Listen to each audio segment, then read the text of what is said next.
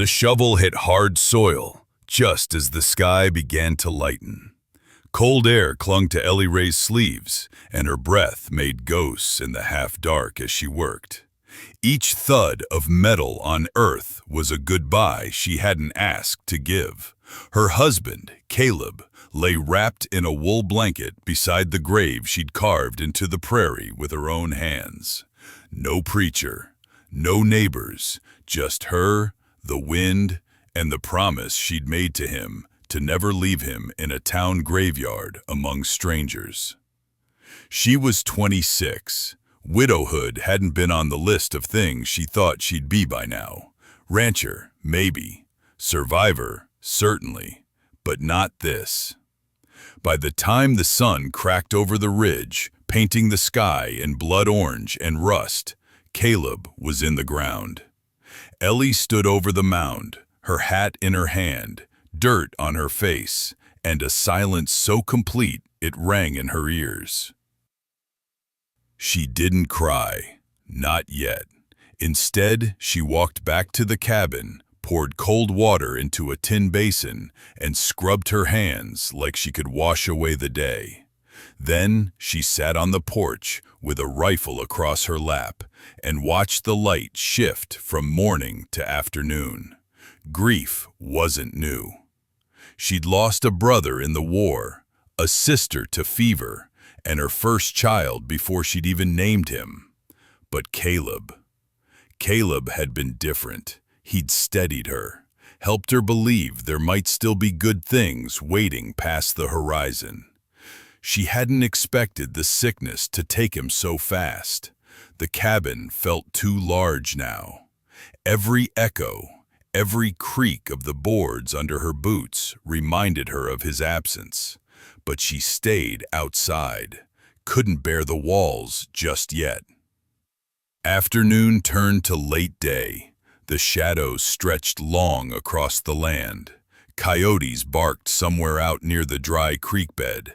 And that's when she heard it.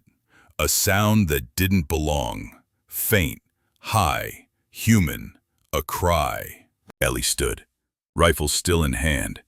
She moved toward the barn first, thinking maybe a coyote had got into something. But as she passed the paddock, she heard it again. Louder now. She followed it, past the shed, into the brush where the wind rattled dry leaves like whispers. And there, under a twisted mesquite, wrapped in a thin blanket and lying in a wooden crate, was a baby, not more than a few weeks old. Dark hair, red face, fists balled up tight as he wailed against the dusk. Ellie stared. She didn't move right away, didn't breathe. Her mind stuttered. A baby, here, on her land. On the same day she buried her husband. She crouched. The crate was half lined with straw. A scrap of cloth tucked in one corner bore initials, MG. Ellie looked around. The brush was still. No horse tracks, no footprints. Whoever left him had vanished like smoke. The crying grew louder, desperate now. Ellie reached in, hands steady. The baby was warm, but barely. Hungry, judging by the force of those lungs.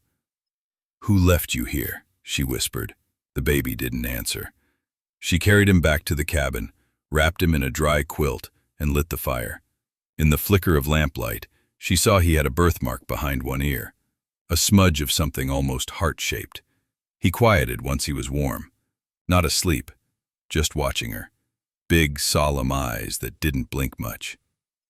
Ellie made him a bottle from the goat's milk, prayed he'd take it. He did. Drank like he'd waited all day.